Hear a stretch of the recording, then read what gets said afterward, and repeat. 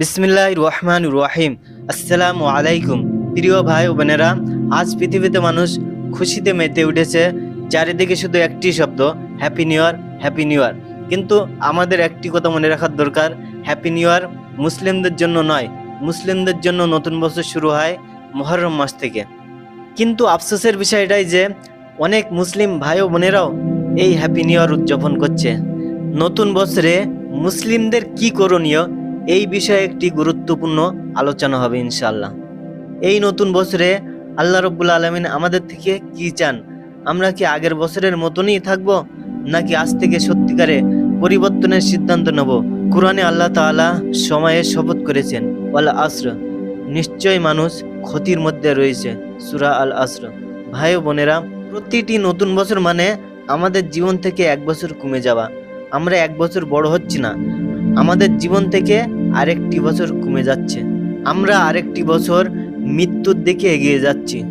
বুদ্ধিমান ব্যক্তি সেই যে নিজেকে হিসাবের মধ্যে রাখে এবং মৃত্যুর পরের জন্য প্রস্তুতি নেয়। আজ নতুন বছরের শুরুতে আমাদের নিজেদের প্রশ্ন করা দরকার, গত বছর কয় ওয়াক্ত নামাজ বাদ গিয়েছে, কতবার কুরআন খুলে পড়েছি, কতবার গুনাহ করেছি কিন্তু তওবা করিনি। আল্লাহ রব্বুল আলামিন আমাদের রব, তিনি তওবাকে খুবই ভালোবাসেন।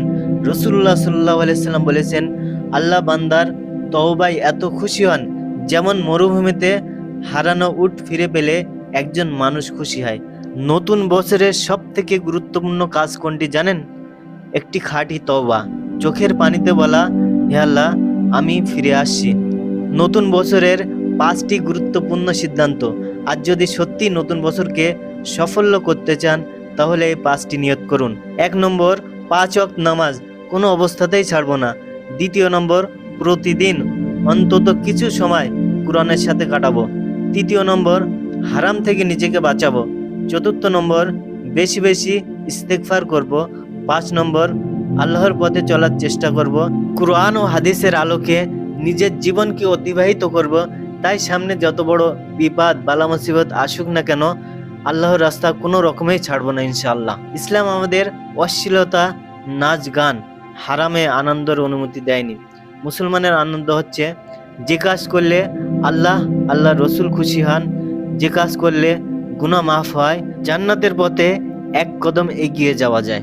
এটাই হলো একজন মুসলিমের খুশি। আসুন সবাই মিলে অন্তর থেকে একটি দোয়া করি, হে আল্লাহ রব্বুল আলামিন, এই নতুন বছরকে আমাদের জন্য হেদায়েতের বছর বানিয়ে দিন। গুনাহ থেকে দূরে রাখুন, আপনার নৈকট্য দান করুন। মৃত্যুর আগ পর্যন্ত যেন ঈমানের ওপর কায়েম থাকতে পারি। আমিন।